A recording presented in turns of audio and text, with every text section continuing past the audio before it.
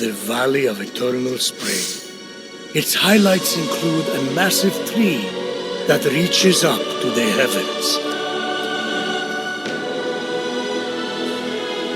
The Hall of the Gods. Eros' palace. Oh, I'm glad he finally got his happy ending. And a palace belonging to the goddess of beauty herself. Of course, Aphrodite would claim the prime real estate with the best view. As long as she's safe from prying eyes, I'm happy. From such great heights, a fluttering of birds, feeding from the most beautiful apple tree, caught Phoenix's eye. Phoenix was about as high as I was when I thought marrying Aphrodite off to Hephaestus would stop the other gods from fighting over her. Yes, that view from Mount Olympus is something else. I haven't seen it in years. You're not getting that high again, so stop asking.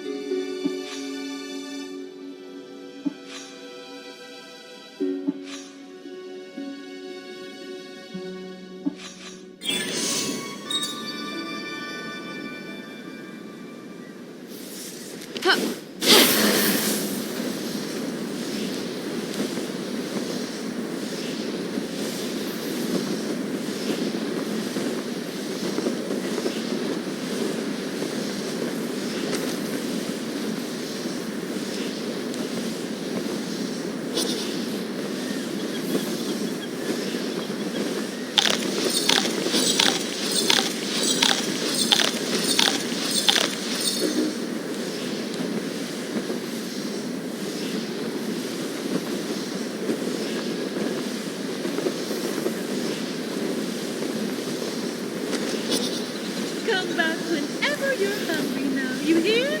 And be sure to tell all your fellow creatures that I am here to serve them. Fresh apples available night and day. If I could...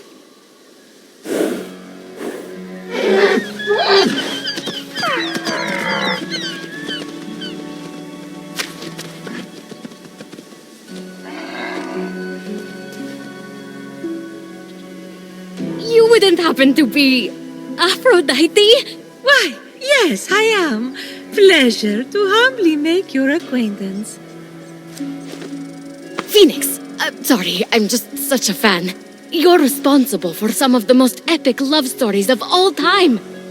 I have to admit, I wasn't expecting a tree, but even in your, arboreal state, you're beautiful. Oh, that's sweet of you to say, but the only mirror I gaze into these days reflects the happy smiles of the creatures I help. If only I could travel to those most in need. But, alas, my roots keep me anchored here. So that's why Typhon did this to you. So you can't use your beauty to move ships or inspire bravery in battle against him. Me? Start a war? I don't know where you get such outlandish ideas.